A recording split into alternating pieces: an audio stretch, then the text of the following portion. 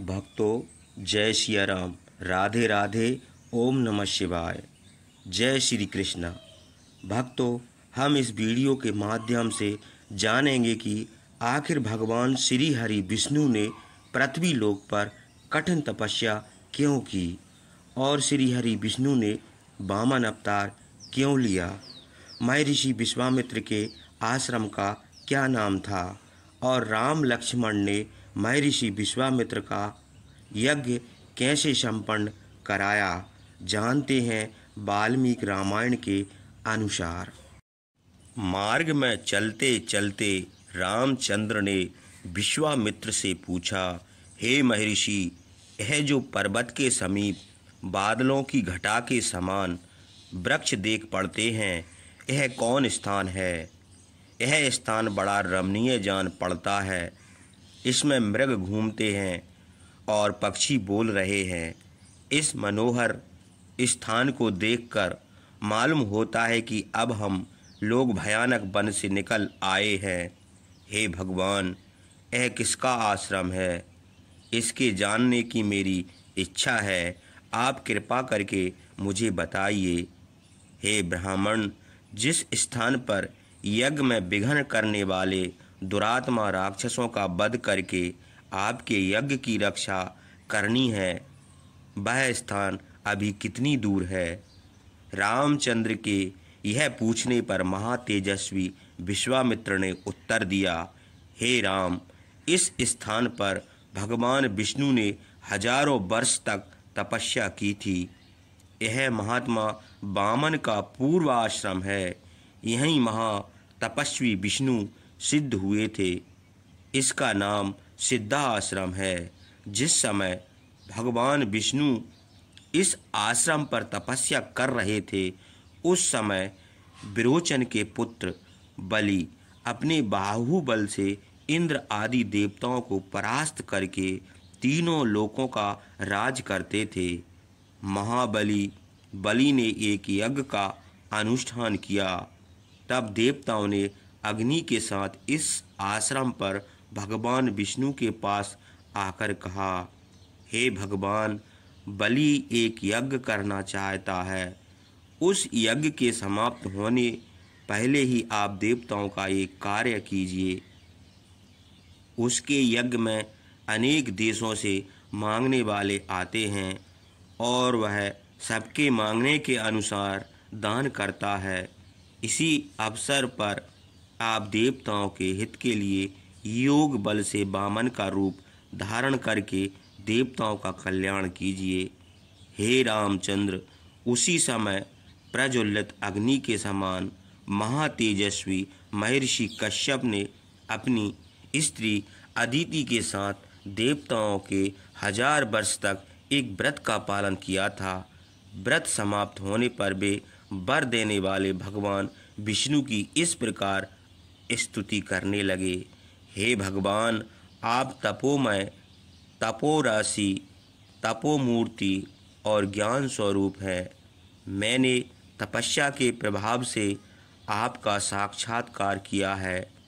हे प्रभु, मैं आपके शरीर में संपूर्ण जगत देखता हूँ। आप अनादि और अनंत हैं। मैं आपकी शरण में हूँ। तब भगवान विष्णु ने प्रसन्न होकर निष्पाप कश्यप से कहा, हे महर्षि, तुम क्या चाहते हो? बताओ। तुम वर देने के योग्य पात्र हो। जो चाहो वर मांग लो, तुम्हारा कल्याण हो। यह सुनकर मरीच के पुत्र कश्यप ने कहा, भगवान, अदिति और सब देवताओं समेत मैं आपसे प्रार्थना करता हूँ, आप प्रसन्न होकर हम लोगों को मनोरथ सफल कीजिए। आप मेरे पुत्र रूप होकर अदिति के गर्भ से जन्म लीजिए और इंद्र के छोटे भाई उपेंद्र होकर शोक से व्याकुल देवताओं की सहायता कीजिए। इस स्थान पर आपकी तपस्या सिद्ध होगी और आपकी कृपा से यह स्थान सिद्ध आश्रम नाम से प्रसिद्ध होगा। अब आप यहाँ से उठिए। उसके बाद महातेजस्वी भगवान विष्णु अदिति के गर्भ से वामन रूप में जन्म लेकर उसी रूप से बलि के पास गए। तीनों लोकों के हित के लिए भगवान वामन ने बलि से 3 पग भूमि मांगकर तीनों लोक नाप लिए और अपने तेज से बलि को परास्त करके देवराज इंद्र को फिर तीनों लोकों का राजा बना दिया। हे रामचंद्र, इसी आश्रम पर वामन देव ने निवास किया था। इस समय मैं उन्हीं की भक्ति से इस आश्रम पर रहता हूँ। हे पुरुष श्रेष्ठ, इसी आश्रम पर राक्षस मेरे यज्ञ में विघ्न करते हैं। यही तुम दुरात्मा राक्षसों का वध करोगे। बेटा, हम लोग आज श्रेष्ठ सिद्ध आश्रम में चलेंगे। यह आश्रम जैसा मेरा है वैसा ही तुम्हारा है। इस प्रकार बातें करते करते राम और लक्ष्मण समेत महर्षि विश्वामित्र बड़े हर्ष से अपने आश्रम में पहुँचे। जैसे निर्मल आकाश में पुनर्वसु के साथ चंद्रमा की शोभा होती है, वैसे ही राम और लक्ष्मण सहित विश्वामित्र अपने आश्रम में शोभित हुए। सिद्धा आश्रम निवासी ऋषियों ने विश्वामित्र को देखते ही उठकर उनका यथोचित सम्मान और राम लक्ष्मण का समुचित आतिथ्य किया। थोड़ी देर विश्राम करके रामचंद्र और लक्ष्मण ने हाथ जोड़कर विश्वामित्र से कहा, हे महर्षि, आप आज ही यज्ञ की दीक्षा लीजिए, आपका कल्याण हो। यह सिद्ध आश्रम है, यहाँ आपका मनोरथ सिद्ध होगा और इस आश्रम का नाम सार्थक होगा, आपका वचन सत्य हो। राजकुमारों की यह बात सुनकर जितेंद्र महर्षि विश्वामित्र ने उसी दिन यज्ञ की दीक्षा ली। उसके बाद रात हो गई। स्कंद और विशाख के समान राम लक्ष्मण सावधानी से वहीं रात बिताई। उसके बाद देश काल के जानकर शत्रुओं का नाश करने वाले राजकुमार राम और लक्ष्मण ने विश्वामित्र से पूछा, भगवान राक्षसों से किस समय यज्ञ की रक्षा करनी होगी, वह समय बतला दीजिए जिसमें हम लोग सावधान रहें और राक्षस यज्ञ में विघ्न ना कर सकें। युद्ध की इच्छा से रामचंद्र और लक्ष्मण के यह पूछने पर उस आश्रम में रहने वाले महर्षियों ने उनकी प्रशंसा करके कहा, हे राजकुमारों, आज से लेकर 6 दिन तक तुम यज्ञ की रक्षा करो। महर्षि विश्वामित्र ने यज्ञ की दीक्षा ली है, इसलिए वे 6 दिन तक मौन रहेंगे। ऋषियों की यह बात सुनकर यशस्वी रामचंद्र और लक्ष्मण रात दिन उस तपोवन की रक्षा करने लगे। वे दोनों वीर रात भर जागते थे और धनुष लेकर बड़ी सावधानी से विश्वामित्र की रक्षा करते थे। 6ठे दिन रामचंद्र ने लक्ष्मण से कहा, लक्ष्मण, आज सावधान होकर युद्ध के लिए तैयार रहो। युद्ध की इच्छा से रामचंद्र यह कह रहे थे। उसी समय यज्ञ की वेदी पर अग्नि प्रज्वलित किया गया। यज्ञ के लिए समधी, कुश, कास, फूल और स्तृक आदि सब सामग्री एकत्र की गई। उपाध्याय, पुरोहित और ऋषि जनों सहित विश्वामित्र ने मंत्र पढ़कर विधि पूर्वक यज्ञ का आरंभ किया। यज्ञ आरंभ होते ही आकाश में भयानक शब्द होने लगा। जिस तरह बरसात में बादल उमड़ते हैं, उसी तरह मायावी राक्षस यज्ञ भूमि की ओर झपटे। मारीच और सुबाहु अपने साथियों सहित आकर यज्ञ स्थल में रुधिर बरसाने लगे। वेदी पर रुधिर बरसते देखकर रामचंद्र ने आकाश की ओर देखा तो उनको बहुत से राक्षस आते हुए देख पड़े। तब उन्होंने लक्ष्मण से कहा, लक्ष्मण, वह देखो, मांसाहारी दुष्ट राक्षस आ गए। मैं इन दुर्बलों को मारना नहीं चाहता, इसलिए मानव अस्त्र से इनको वैसे ही भगा दूंगा जैसे वायु बादलों को उड़ा देता है। यह कहकर रामचंद्र ने क्रुद्ध होकर एक बड़ा चमकीला तीक्ष्ण मानव अस्त्र धनुष पर रखकर मारीच की छाती में मारा। मारीच उस अस्त्र के लगने से 100 योजन पर समुद्र में जा गिरा। मारीच को अस्त्र से पीड़ित और बेहोश जानकर रामचंद्र ने लक्ष्मण से कहा, लक्ष्मण, मनु द्वारा निर्मित सीतेशु नामक इस मानव अस्त्र का प्रभाव देखो। यह मारीच को मोहित करके ले गया है, इसका विनाश नहीं करेगा। अब मैं यज्ञ में विघ्न करने वाले, रुद्र पीने वाले इन पापी दुष्ट राक्षसों को मार डालूंगा।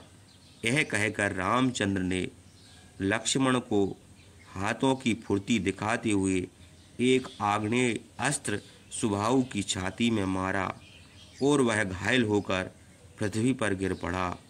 इसी प्रकार महायशस्वी रामचंद्र ने वायव्य अस्त्र द्वारा अन्य राक्षसों का भी विनाश कर दिया। इंद्र दैत्यों का विनाश करके ऋषियों द्वारा सम्मानित हुए थे, वैसे ही रामचंद्र राक्षसों को मारकर ऋषियों से पूजित हुए। निर्विघ्न यज्ञ समाप्त होने पर महर्षि विश्वामित्र ने उस वन में चारों ओर शांति देखकर रामचंद्र से कहा, हे महाबाहु, तुमने गुरु की आज्ञा का पालन किया, आज मैं कृतार्थ हो गया। तुमने सत्य ही सिद्ध आश्रम का मान सार्थक कर दिया। इस प्रकार रामचंद्र की प्रशंसा करके महर्षि विश्वामित्र दोनों भाइयों के साथ लेकर संदोपासना करने लगे। उसके बाद राम और लक्ष्मण ने बड़ी प्रसन्नता से उस रात को उसी तपोवन में निवास किया। प्रातः काल नित्य कर्म करके अन्य ऋषियों के साथ बैठे हुए प्रज्वलित अग्नि के समान महर्षि विश्वामित्र को प्रणाम करके मधुर शब्दों में उनसे कहा, हे महर्षि, हम दोनों भाई आपके सेवक हैं, आपकी जो आज्ञा हो उसका पालन करें। राम लक्ष्मण के यह कहने पर विश्वामित्र आदि सब ऋषियों ने उनसे कहा, मिथिला के राजा महाराज जनक एक परम धार्मिक यज्ञ करेंगे, हम लोग वह यज्ञ देखने जाएंगे। हे रामचंद्र, तुम भी हमारे साथ चलो और वहाँ चलकर एक श्रेष्ठ अद्भुत धनुष देखें। प्राचीन समय में देवताओं ने वह कठोर भयानक धनुष यज्ञ में महाराज देवराज को दिया था। मनुष्यों की कौन कहे, देवता, गंधर्व, दानव और राक्षस भी उस धनुष की डोरी नहीं चढ़ा सकते। उसका प्रभाव देखने के लिए अनेक देशों के महापराक्रमी राजा और राजकुमार वहाँ आए, किंतु उसकी डोरी कोई न चढ़ा सका। तुम वहाँ चलकर महात्मा जनक का वह श्रेष्ठ धनुष और उनका अद्भुत यज्ञ देखो। महाराज मिथिला नरेश ने यज्ञ समाप्त होने पर यज्ञ के फल स्वरूप देवताओं से वह धनुष मांग लिया था। वह उन्हीं के घर में रखा है और वे धूप गंध आदि से उसकी पूजा करते हैं। यह कहकर महर्षि विश्वामित्र ने राम, लक्ष्मण और अन्य ऋषियों के साथ चलने की तैयारी करके वन के देवताओं से कहा, हे वन देवताओं, मेरा कार्य सिद्ध हो गया है। अब मैं उत्तर की ओर गंगा के किनारे हिमालय शिखर पर जाऊंगा, तुम्हारा कल्याण हो। यह कहकर उन्होंने उत्तर दिशा को प्रस्थान किया। ब्रह्मवादी ऋषिगण 100 गाड़ियों में अग्निहोत्र का सामान भरकर उनके पीछे चले। उस आश्रम में रहने वाले पशु पक्षी कुछ दूर तक महर्षि विश्वामित्र के पीछे पीछे गए। ऋषियों के कहने पर वे लौट आए। इस प्रकार बहुत दूर तक चलकर सब लोग सूर्यास्त के समय शोण नदी के तट पर पहुँचे। ऋषियों ने वहीं निवास किया। सूर्य के अस्त हो जाने पर महर्षि विश्वामित्र ने महातेजस्वी ऋषियों समेत स्नान और हवन आदि किया। उसके बाद जब विश्वामित्र को आगे करके सब महर्षि बैठ गए। तब रामचंद्र और लक्ष्मण भी मुनियों को प्रणाम करके विश्वामित्र के सामने बैठे। महातेजस्वी रामचंद्र ने आश्चर्य के साथ महर्षि विश्वामित्र से पूछा, भगवान, यह समृद्ध वन से शोभित कौन देश है? आप कृपा करके मुझे बताइए। रामचंद्र के पूछने पर ऋषियों के सामने विश्वामित्र उस देश का परिचय देने लगे। जय श्री राम, जय श्री राम।